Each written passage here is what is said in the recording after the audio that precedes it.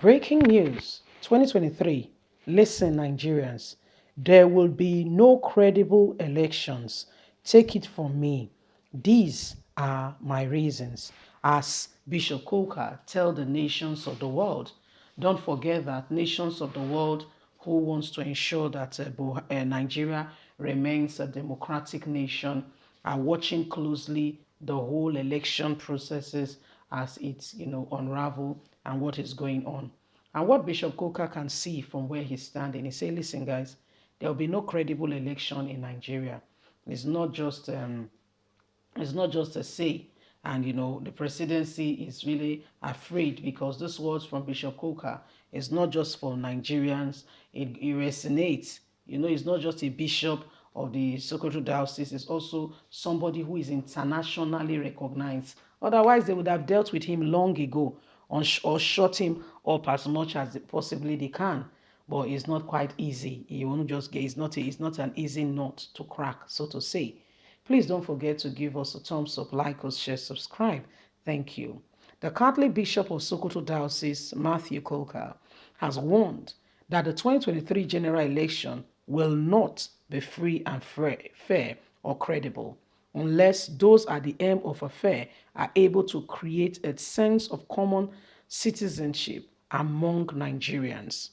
Bishop Coker said he was concerned that the Nigerian population has been politicized, with most of the electorate deeply divided along ethnic and religious lines.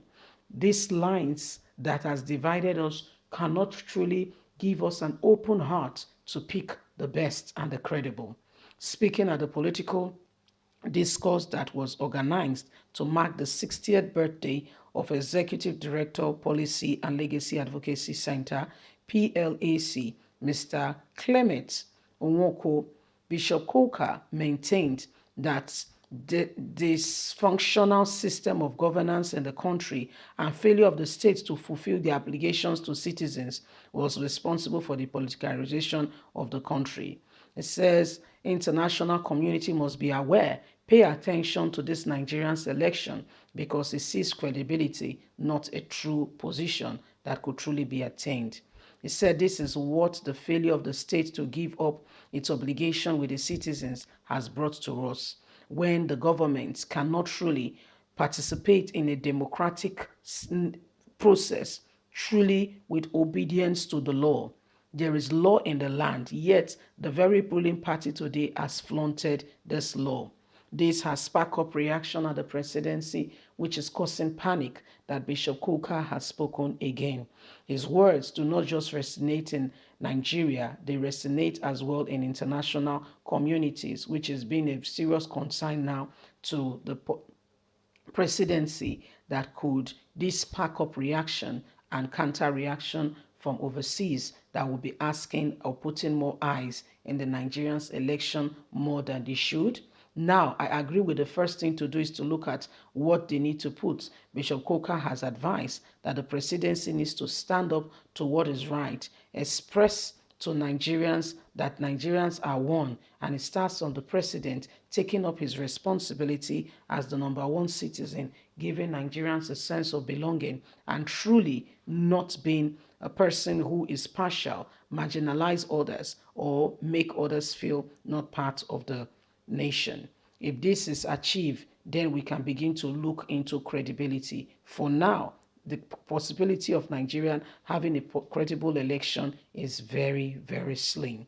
Now, with these words Bishop Coker has said, is causing serious reactions because there is panic, if you know very well, in the presidency.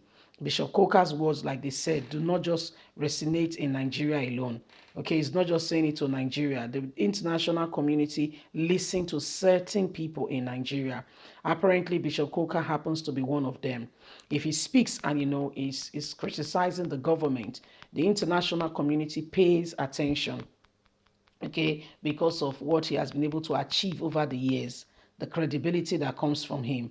Have you not seen that, as much as they say, they criticize and say, oh, this, that, the same people cannot truly, do anything to him. Have you not wondered? Yeah, they can't do anything to him because then it will show to the nation that indeed the religious intolerance and all that he has been talking about going on in Nigeria is true. So they are very careful dealing with him. All they can do is Garuba Shehu, Femi Adesina insulting him, and sending words, bullet here and there, trying to, discredit him and make him, just send words of hate and, trying to, counterize him. Other than that, truly, sincerely speaking, they can't do anything more, And he's saying now, with what he can see, he cannot see credible election. If there's going to be credible election, Nigerian government has to do more. That with this current situation that the nation is in, no, credible election is far. It's a distant memory from what you can see currently now ongoing. That there will be credible election in Nigeria, then there must be a shift from what we currently have. For instance, look at the presidential candidate. Okay, initially it was agreed, okay, that the presidency should be shifted to the south. Initially, everybody, just the southerners were buying presidential ticket. All of a sudden, the north refused though. No, we must join. And before you could say Jack Robinson, the whole place was flooded. Every Tom, Dick, and Harry joined the race. And if you look at it very closely, part of what has, is making the nation what it is today, the lines of divide, which are religion, region, sentiment. This one is my person, this one is my people. Even if they don't qualify, even if they don't have what it takes to lead, we don't care, we don't mind. Let them be there. Yes, it's from Rivers. Yes, it's from Ekotipene. Yes, it's from this, it's from that. So let him be there. And this is why we don't have real reasons why real people should be leaders. People we have as leaders, most of them are not those who are concerned about anything that has to do with the nation. All they are concerned about to a large extent is what is for them. So you look at it and you can begin to reevaluate the whole situation, the whole understand the whole political terrain. Okay, you can understand the whole political terrain and see why most of those things are becoming a reality today. You see, and this is what Bishop KUKAH is warning against. Well, my people, it is becoming a real call for concern that if we need to reevaluate what we call a nation, because what we call a nation, honestly speaking, is it a nation? It's just a group of people who have decided to say it is democracy and using the head of others, manipulation, okay, in the whole process, and still calling it democracy.